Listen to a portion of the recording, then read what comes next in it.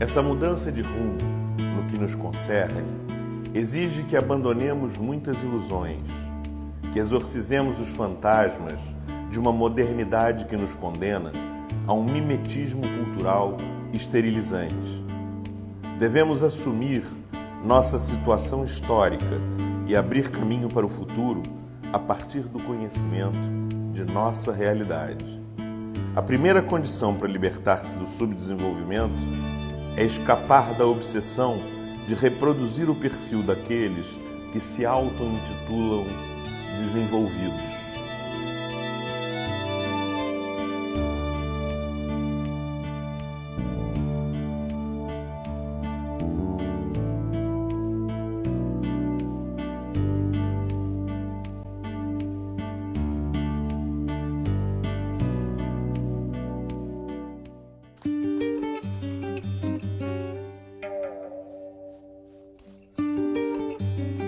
Nascido em Pombal, no sertão da Paraíba, em 1920, Celso Furtado preocupou-se com os grandes dilemas do mundo moderno, sem nunca perder de vista a sua condição de latino-americano, brasileiro e nordestino.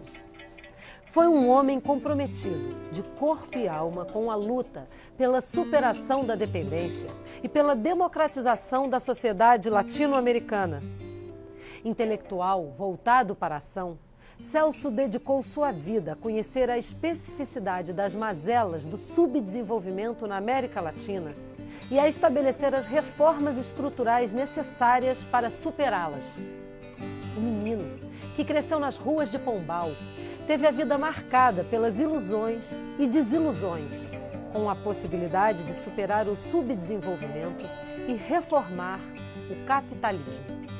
Sua vasta produção intelectual abarca tanto questões teóricas sobre os obstáculos ao desenvolvimento, como interpretações históricas sobre a formação econômica latino-americana e brasileira. Celso Furtado saiu do sertão da Paraíba e correu o mundo, levando consigo uma ferida aberta, ainda sangrando nos dias de hoje: a pobreza. No interior, antigamente era muito difícil. Entendeu? Na vida da roça não era brincadeira, tinha que trabalhar muito, entendeu? Para vestir uma roupa que preste. A água tinha, né? Mas lá era água barrenta que tomava banho de barreiro. O transporte era burro, em cima de espinhas de burro, se atolando e caindo de braço em braço. Por parte da manhã, cedo, era obrigado a comer até farinha seca, a realidade da vida. A água era saigada do rio e a mistura era o peixinho que a gente ia pegar. Pegar um peixinho, pegar um preazinho para comer. Eu tenho raiva de fome. Eu tenho raiva de fome na hora que eu sinto a vontadezinha que eu senti que vaziou 20 gramas na minha barriga, eu como alguma coisa que é para completar, para o tanque ficar completo, porque é muito ruim passar fome e você olhar para um lado e para o outro e não ter de onde tirar. A maior dificuldade para o povo que eu sentia quando eu era criança ali no Nordeste, por exemplo, eu fui alfabetizada com 9 anos. Até 9 anos, isso no ano de 64, eu tinha 9 anos, eu nunca tinha ido numa escola. Dediquei a minha vida a estudar o Brasil, para me responder uma questão que eu me formulei desde cedo. Por que o Brasil é um país atrasado, se tem tantas riquezas? Por que o Brasil, que tem os recursos potenciais que possui, não dá de comer a sua população adequadamente? Por que o Brasil é tão atrasado dentro da própria América Latina? A pobreza foi algo que sempre tocou profundamente Celso Furtado. Para ele, a miséria não se justifica no baixo grau de desenvolvimento das forças produtivas dos países da periferia do capitalismo. A pobreza tem origem no controle do excedente social por elites aculturadas que sempre quiseram imitar o modelo de vida das economias centrais. Ou seja, para Furtado, a pobreza é consequência da má distribuição da riqueza e enfrentá-la seria, portanto, combater os privilégios que fazem com que a concentração de renda seja uma condição estrutural do padrão de acumulação das elites. No Nordeste brasileiro, onde a população havia sido entregue à sua própria sorte, tendo que viver da agricultura de subsistência numa realidade de clima semiárido e seca, a pobreza era então característica maior. Celso Furtado sai de Pombal, primeiro para João Pessoa e depois para o Recife. No começo dos anos 40, ele já está no Rio de Janeiro, onde entra na Faculdade Nacional de Direito. E uma coisa é certa, esse grande pensador levou sempre consigo o sentimento nordestino. Foi o economista brasileiro mais importante de todos os tempos, o cientista social brasileiro que foi mais lido, uma obra volumosa de 30 livros, inúmeros ensaios, artigos. E foi publicado em 15 idiomas. Bom, lá para os 15, 16 anos, um grande amigo do meu pai, já falecido, me convidou para acompanhá-lo a uma palestra de um economista que eu não conhecia, e isso em 1962, 63, em Recife. E era uma palestra do Celso Furtado sobre o desenvolvimento do Nordeste. E eu me encantei com toda a visão, a clareza, a articulação lógica do pensamento de Furtado enquanto grande economista, e isso mexeu com a minha cabeça.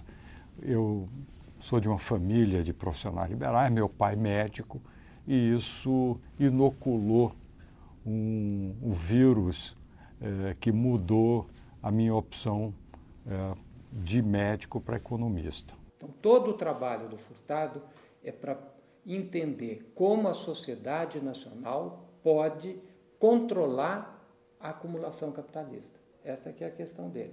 Quando ele trabalha a formação, no fundo ele está dizendo como é que nós podemos sair de uma economia colonial que nasce como um apêndice da metrópole para formar, para usar a linguagem dele, para construir um sistema econômico nacional. Celso Furtado, no mesmo ano em que se forma na Universidade do Brasil, é convocado para integrar a Força Expedicionária Brasileira. Sendo assim, a herança do pensamento de John Keynes e a experiência da guerra mostraram para Furtado que o Estado pode ser um ator decisivo na história. A reconstrução dos países devastados pelo confronto bélico e o keynesianismo alimentaram nele a esperança de que o Estado pode ser o propulsor de grandes transformações na sociedade e pode monitorá-las ao longo do tempo. Pouca gente sabe que Celso Furtado foi da FEB. Ele esteve na guerra, ele esteve na Itália como soldado. E na biografia dele, A Fantasia Organizada, ele não cita isso. Eu perguntei, por que você não cita isso? Ele disse, porque eu não fui como voluntário. Eu fui porque o serviço militar me obrigou a ir. Ele chegou a ser ferido.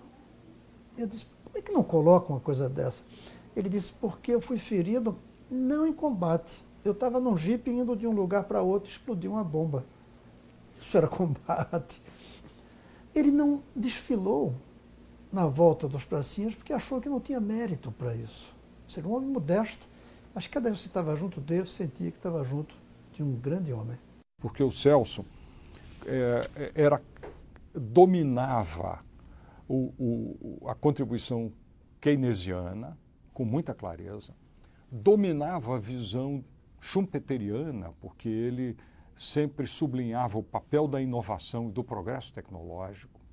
Ele dominava a visão de Marx, porque ele via a sociedade como uma estrutura organizada de classes e no Estado a representação de interesses econômicos, né?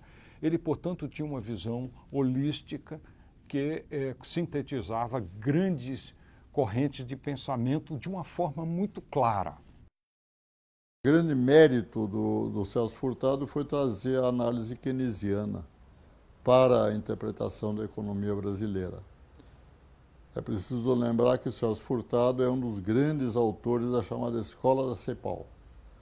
Raul Prebisch, argentino, Celso Furtado, brasileiro. Os dois trouxeram uma análise de Keynes, que sem dúvida foi talvez o maior economista do século XX, para a realidade latino-americana. Que Celso Furtado foi, do grupo inicial de fundadores da CEPAL, aquele que deu um salto de interrogação mais ambicioso depois da interrogação inicial. Porque a interrogação inicial era como é que se explicava a periferia subdesenvolvida do mundo. Mas Celso refletiu mais do que ele sobre a dinâmica interna de cada país. Digamos que os primeiros pensadores, o primeiro núcleo, o núcleo mais central da economia política da CEPAL, levou as últimas consequências à reflexão entre a dialética centro-periferia. E Celso, indo além disto, mergulhou o olhar para dentro da experiência histórica brasileira. E não foi só a brasileira, ele mergulhou também o olhar sobre a história argentina, ele mergulhou o olhar sobre a história da Venezuela, ele mergulhou o olhar sobre a história do México. Celso, na verdade, absorveu a história da periferia mundial. Vi as estatísticas e vi que o Brasil era um país atrasado, não só com respeito à Argentina, com respeito ao Chile, mas até com respeito ao México, né, e outros países da América Latina. Por que isso? E eu disse, então, cabe uma responsabilidade ao Estado brasileiro. O sentimento nordestino em Furtado não era apenas identificação por sua origem sertaneja. Para esse grande pensador, o Nordeste era a síntese do subdesenvolvimento brasileiro.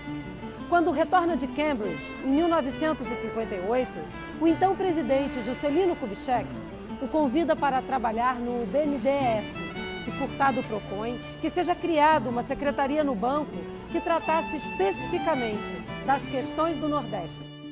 Furtado demonstra a enorme dimensão de seu pensamento e seu otimismo e convence JK a criar a Superintendência de Desenvolvimento do Nordeste, a SUDENE.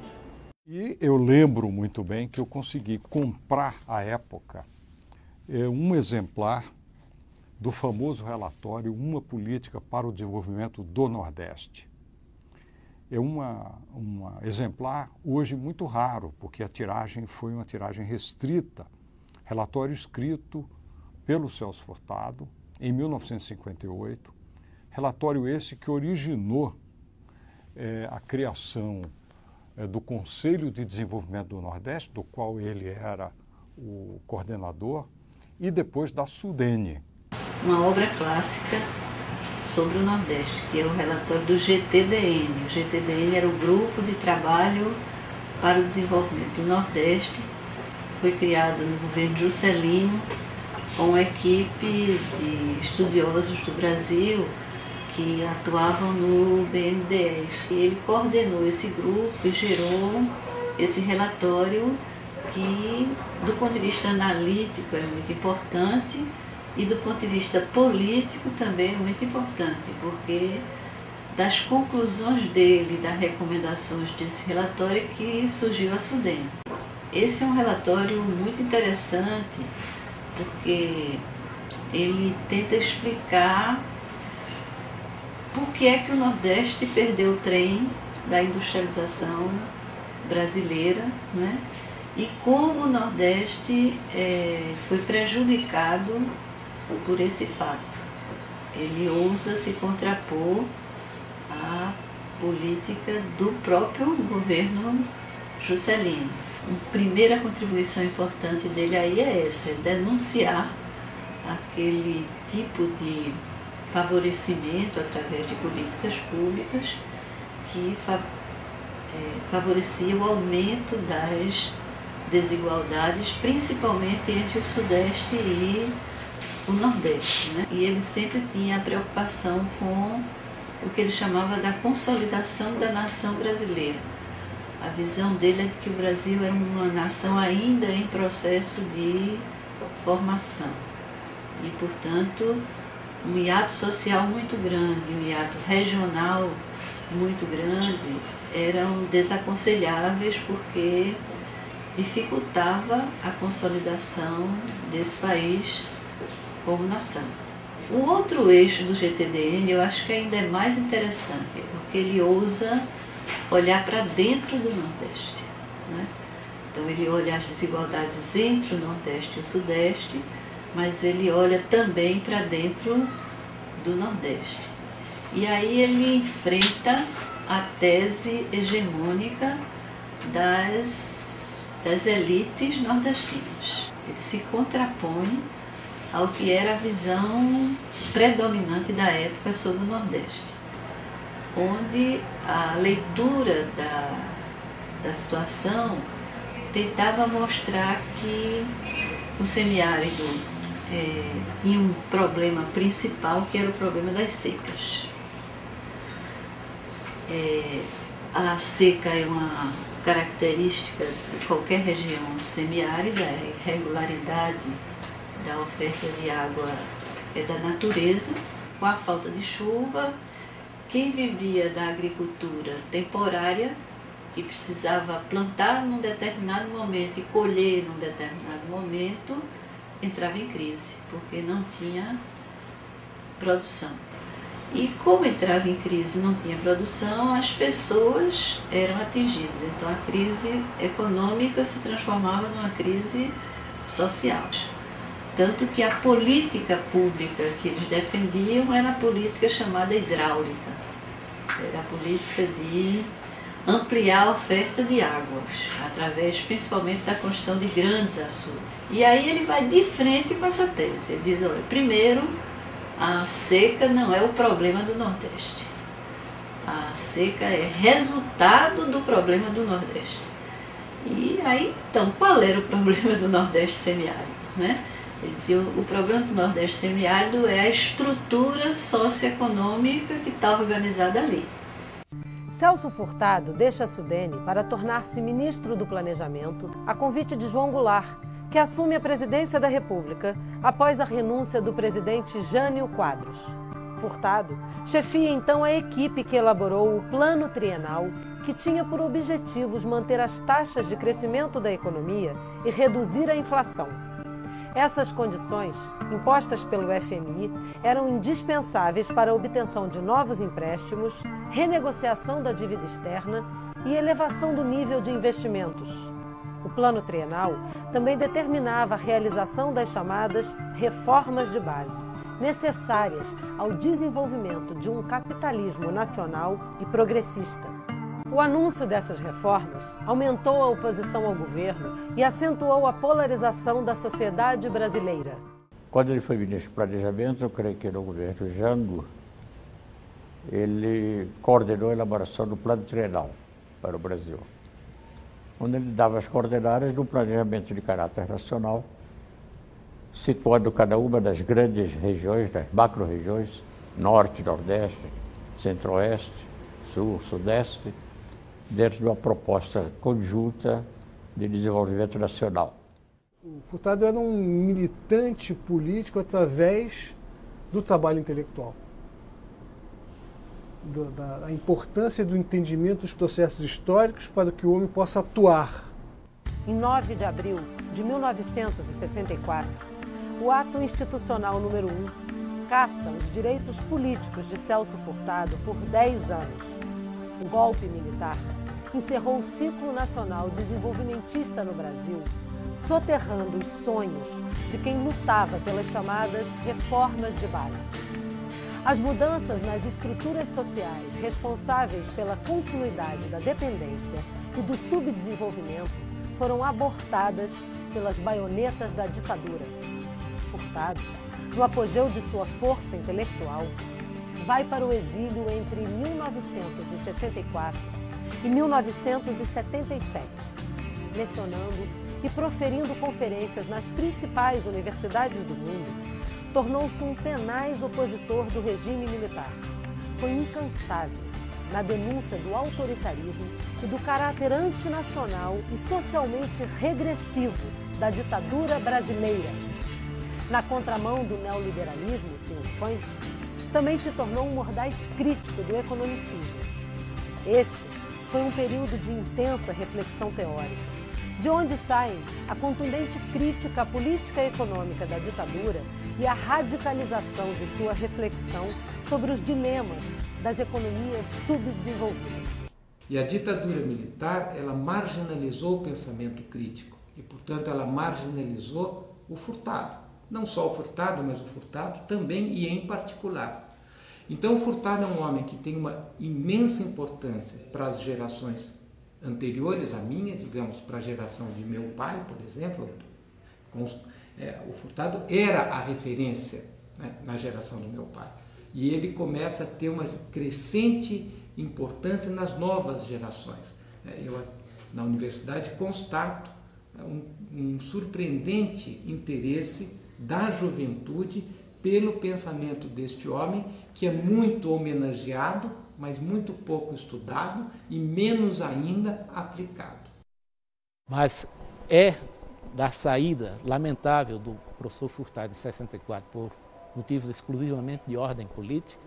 Ele vai para o exílio, especificamente mais demoradamente na França, embora tenha passado por países da América Latina, Chile, Estados Unidos, e lá na Sorbonne ele se consagra como uma referência internacional sobre desenvolvimento. Então, o Celso é um dos maiores teóricos sobre a teoria do desenvolvimento. O Celso Furtado deu uma extraordinária contribuição ao pensamento desenvolvimentista brasileiro. Ele foi o líder de uma corrente do pensamento desenvolvimentista, que é a corrente nacionalista. É genial a análise dele integrando a estrutura distributiva à estrutura de oferta. Isso é genial. Brilhante, foi uma grande contribuição que ele deu ao pensamento estruturalista. Estruturas de demanda influenciando as estruturas de oferta. Mas, infelizmente, não dá estagnação. Logo depois que ele escreveu essas coisas, veio um crescimento acelerado no Brasil, chamado milagre perverso. Perverso porque um milagre baseado em concentração de renda. A Maria da Conceição Tavares, junto com o José Serra, num texto clássico chamado A Linha de Estagnação, disseram: mestre Furtado, concentração de renda, infelizmente, também dá crescimento. Portanto, o Brasil pode crescer concentrando ou desconcentrando a renda. Qual é o problema concreto, para resumir em uma palavra? É que nós temos uma base econômica de uma sociedade segregada. A economia funciona por uma pequena parcela de brasileiros e não para o conjunto dos brasileiros. No final da década de 70, a luta contra a ditadura permite que Furtado se reintegre na vida política do Brasil. Celso foi um dos primeiros intelectuais a perceber as profundas mudanças por que passava o capitalismo na sua fase global e seus efeitos deletérios sobre as economias latino-americanas. Ele radicalizou suas críticas à transnacionalização do capitalismo e ao modelo econômico brasileiro. Mas essas críticas nunca foram realmente absorvidas pelo mundo acadêmico e político brasileiro.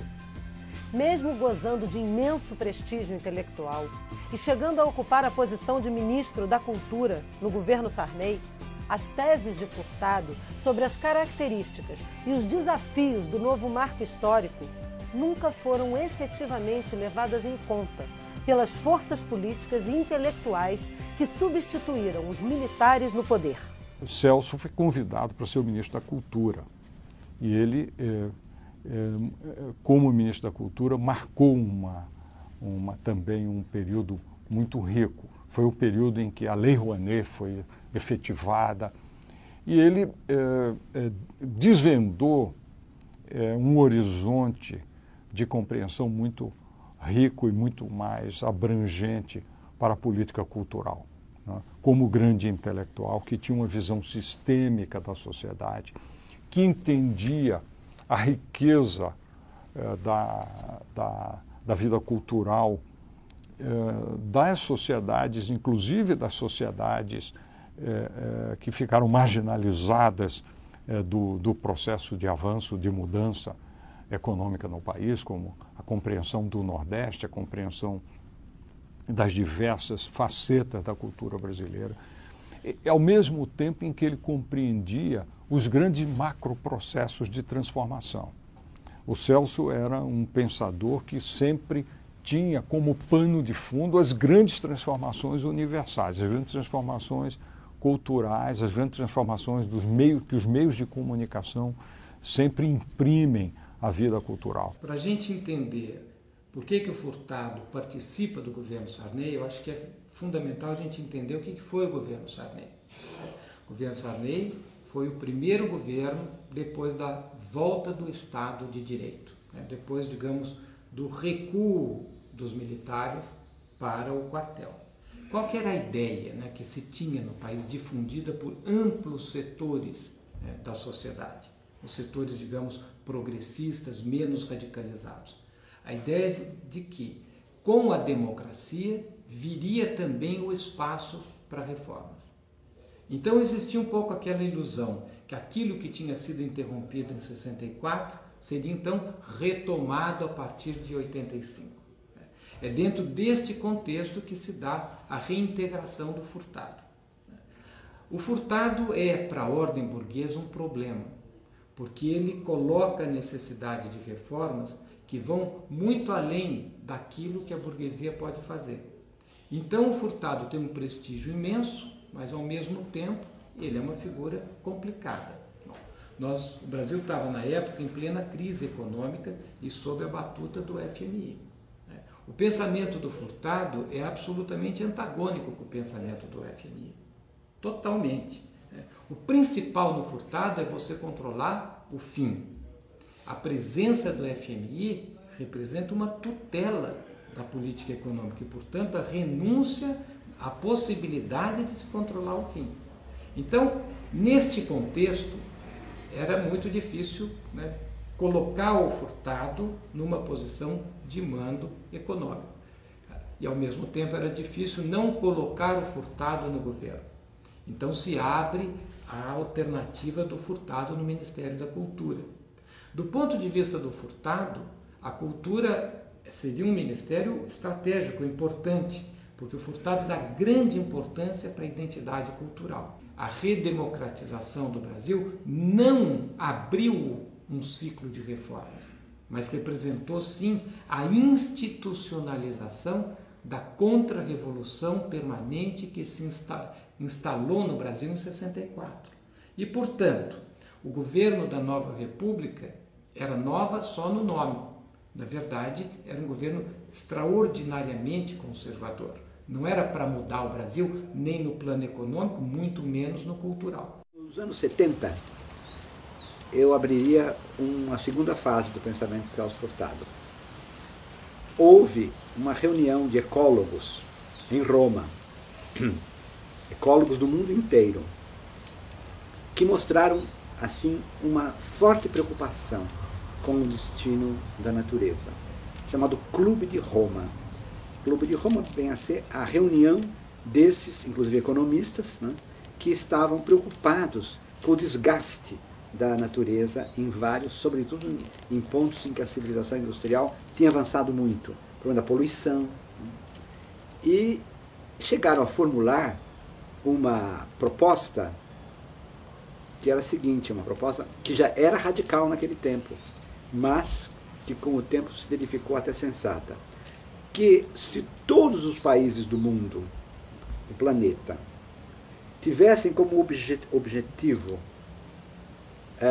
imitar e reproduzir o American Way of Life, reproduzir aquele estilo de vida que é das classes médias e altas dos Estados Unidos, do Canadá e das nações do Ocidente, o mundo não comportaria. Então iria haver, vamos dizer, um verdadeiro desgaste e explosão, no sentido de que não haveria recursos possíveis, porque o supérfluo tinha sido tão, vamos dizer, estimulado, né, nessas sociedades industriais, com o automóvel, né, e outros progressos, que a Terra já começava a mostrar assim cansaço, que não era possível continuar assim. Ou seja, que o modelo de desenvolvimento não deveria ser pautado sobre aquele tipo de consumo alto, né? Celso Furtado, nessa altura, tomou conhecimento do problema. Ele era um leitor assim, onívoro, lia de tudo. Eu me lembro dele lá em Paris, a gente via as coisas de história, de economia, de literatura, ele lia um pouco de tudo, ele tinha uma curiosidade assim, muito desperta. E ele leu, evidentemente, esse resultado e manifestou-se reticente em relação a isso. Ele disse o seguinte, aí no começo dos anos 70, que isso não iria acontecer, porque esse consumo alto, esse consumo, vamos dizer, expropriador da natureza, era próprio só das classes mais altas dos países mais ricos, que a grande massa de baixa classe média e ainda do operariado e do campesinato não tinha condições econômicas para usufruir desse consumo. Então não iria acontecer isto, né, por causa da disparidade de níveis de consumo. Dos meados dos anos 70, mas sobretudo nos anos 80, quando ficou claro, né, que a exploração da natureza estava, em termos planetários, atingindo também os países pobres, né? Atingindo os países pobres porque, evidentemente, as multinacionais vinham aqui e elas transformavam o Brasil no seu quintal, a América Latina no seu quintal, exploravam barbaramente, né, os minérios, a terra, o solo, o que fosse, né? Então, ele percebeu que era preciso retificar seu pensamento. Então, a terceira fase é aquela em que ele propõe um modelo de desenvolvimento que não seja de imitação. Aí ele fala muito em inventividade, em criatividade, mostrando que as comunidades, né, e a sociedade, num sentido amplo, elas podem viver bem, decentemente, sem imitar o consumo. O desenvolvimento dos países que estão na vanguarda do progresso tecnológico também parece haver tomado uma direção errada, que leva a outro tipo de bloqueio. Há mais de 20 anos, já me parecia claro que a entropia do universo aumenta, isto é, que o processo global do desenvolvimento tem um considerável custo ecológico. Mas só agora, 2002, esse processo se apresenta como uma ameaça à própria sobrevivência da humanidade. Generalizar esse modelo para toda a humanidade, o que é a promessa do desenvolvimento econômico, seria apressar uma catástrofe planetária, que parece inevitável se não se mudar o curso dessa civilização. Hoje nós estamos descobrindo a profunda sabedoria dos nossos avós, que foram anteriores à industrialização, que não conhecia adubo artificial, não conhecia os inseticidas, como é que chama? Os que matam as plantas daninhas, os herbicidas, nada disso. E conseguiam colher muito bem. Nossos avós faziam uma agricultura que não agredia a natureza. E nós estamos reaprendendo. A agroecologia hoje é o aprendizado da agricultura pré-industrial colocado em termos científicos do que se sabe hoje. Mas eles são muito baseados na agricultura dos indígenas, não só no Brasil, na Índia, na Ásia, em todos os lugares. Por isso que a situação mudou. Hoje a agricultura é muito rentável, porque está faltando uma produção que preserve os recursos naturais. Senão essa agricultura destrói o mundo. Já destruiu áreas enormes que ficaram desérticas. É preciso parar de fazer desertos e fazer uma agricultura sustentável. Isso o Celso Furtado não podia adivinhar nunca. É claro. Ele previu até de que o padrão de vida americano não poderia ser usufruído pelo mundo inteiro. Ele escreveu isso numa época em que minha opinião na época, quando li, eu falei, ele está muito pessimista. Nós podemos achar, pelo avanço da ciência agora, com computador, etc., soluções para qualquer coisa.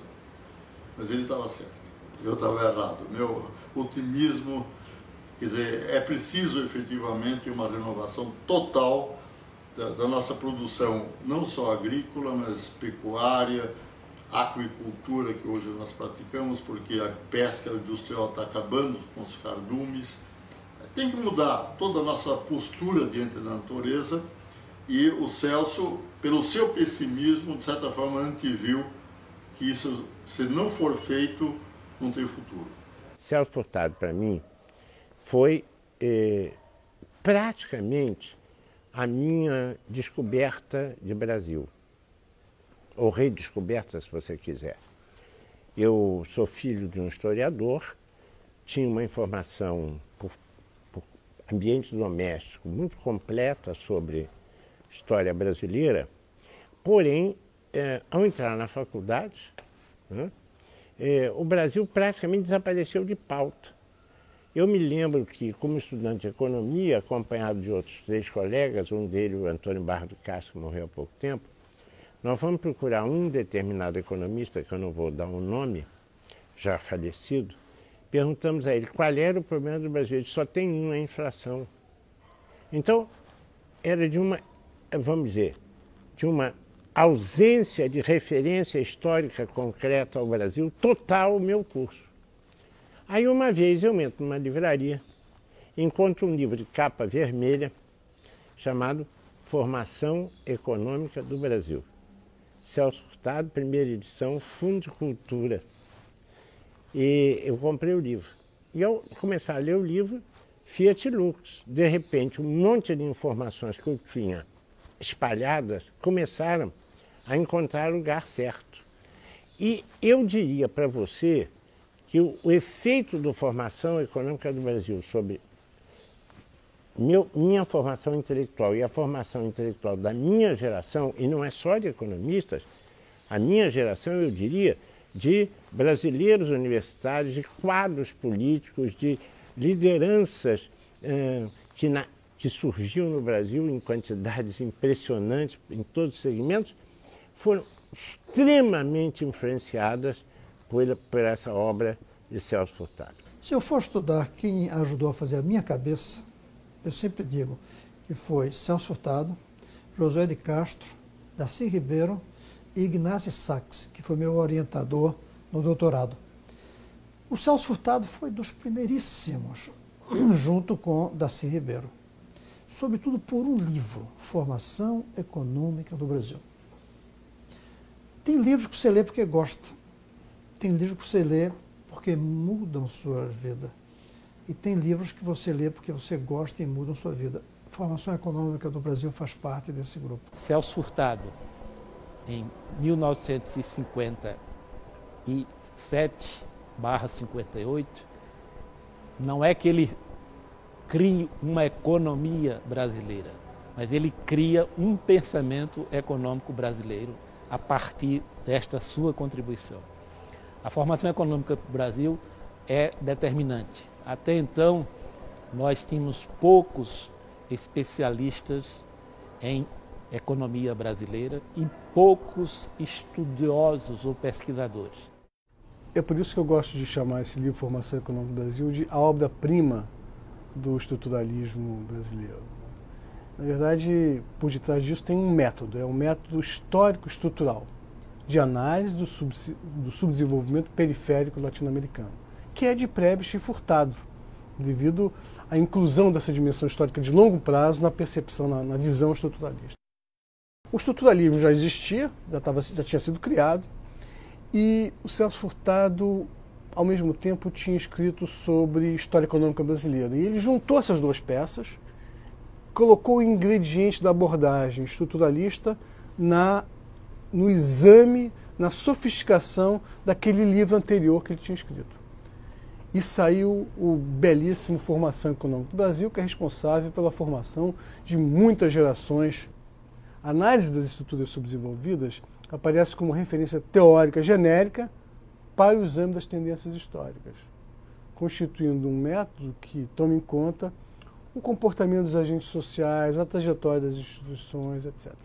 Na visão de Furtado, a globalização liderada pelas grandes empresas transnacionais, que ganhou impulso a partir da segunda metade dos anos 70, constituiu uma perigosa ameaça aos fundamentos sociais, políticos e culturais da civilização burguesa. O problema fundamental decorre do fato de que, ao gerar uma grave crise social e um perigoso enfraquecimento do Estado Nacional, a sociedade fica sem instrumentos para submeter o processo de valorização do capital a uma racionalidade substantiva que leve em consideração as necessidades e os valores culturais da coletividade.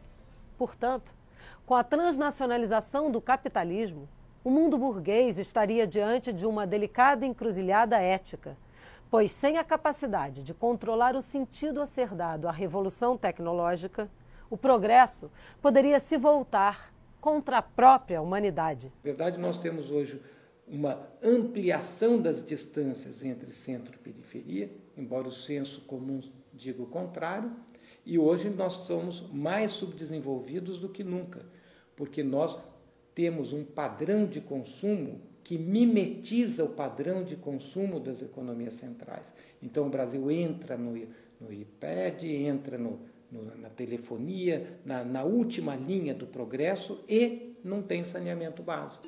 A rejeição das ideias reformistas de Furtado pelas classes dominantes e sua marginalização do debate nacional revelaram os estreitos limites da razão burguesa na periferia do sistema capitalista mundial. Sem ter como aplicar seu pensamento, Furtado amarga um longo ostracismo. De intelectual orgânico das forças que lutavam pelas reformas de base, torna-se uma espécie de cavaleiro andante, debatendo o absurdo de uma modernidade frívola que condena a sociedade ao círculo vicioso do subdesenvolvimento. Qual eu acho que é a limitação do pensamento do Furtado? É que ele peca por uma espécie de utopismo. Ou seja, o que ele quer não encontra bases objetivas e subjetivas para se realizar.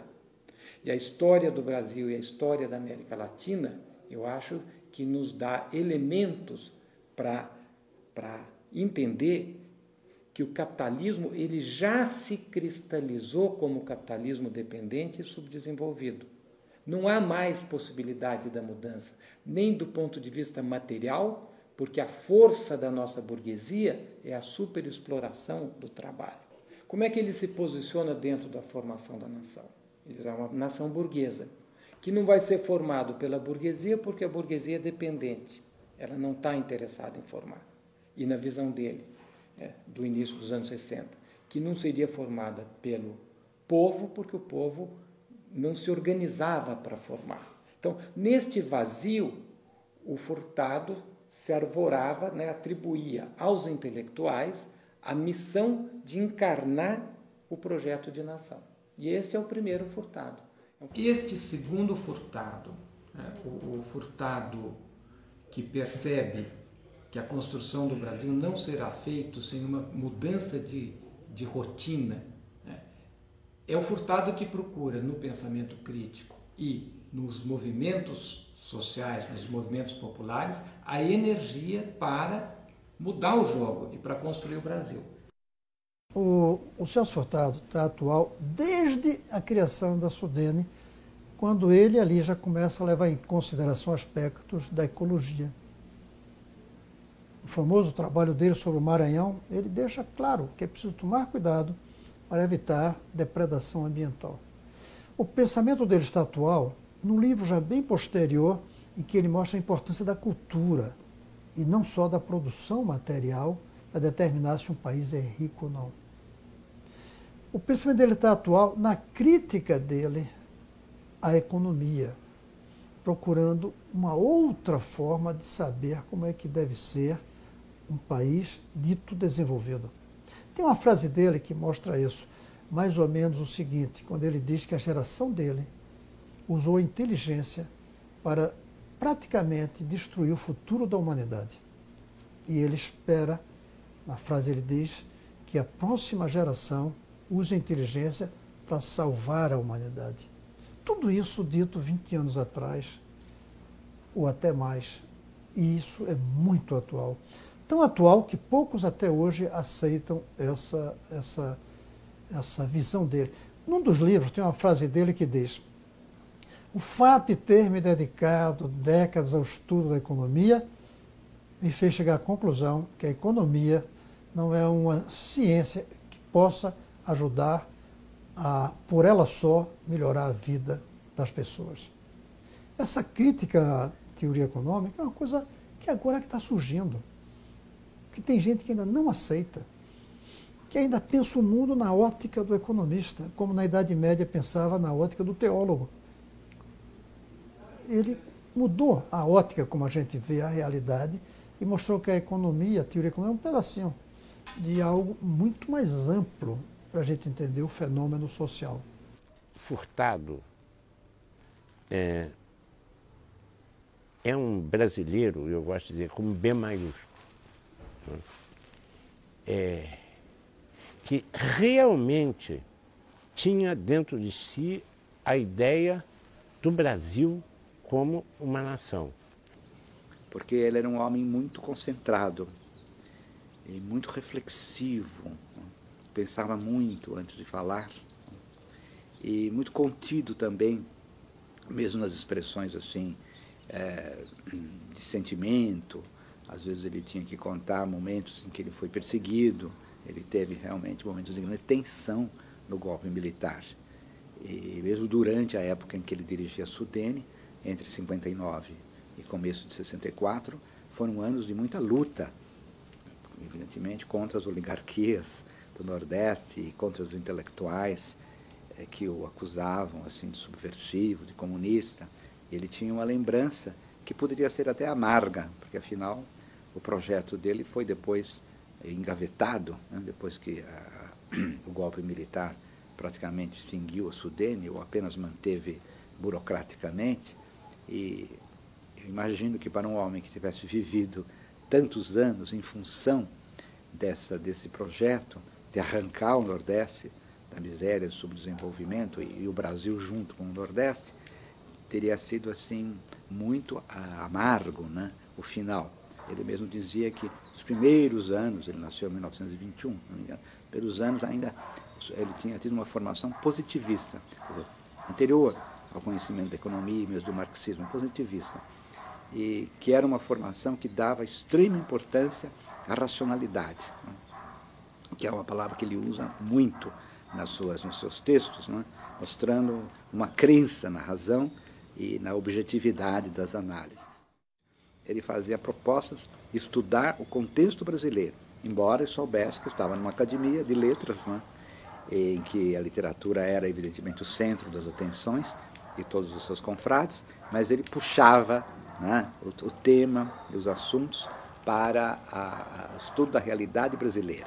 O legado do Furtado é um legado muito forte, muito grande. Continua viva a necessidade de mudanças profundas na economia, na sociedade, na política e na consciência. A consciência que nós não vamos resolver os problemas do Brasil sem mudanças estruturais profundas. Qual é o limite? O limite é imaginar que estas mudanças sejam possíveis nos marcos do capitalismo. Estas mudanças só serão alcançadas no bojo de uma transformação socialista. Eu acho que os brasileiros, os economistas latino-americanos, os cientistas sociais latino-americanos devem começar pela crítica do Furtado para poder entender por que o socialismo é, na verdade, urgente para a gente poder resolver os problemas do povo brasileiro. Eu sou particularmente optimista. Sobre isso, eu tenho fé no homem, porque o homem é uma força criativa que cria e inova e que, portanto, supera todas as dificuldades que se possam apresentar a ele. O homem não é um dado da natureza, ele é um agente transformador do mundo.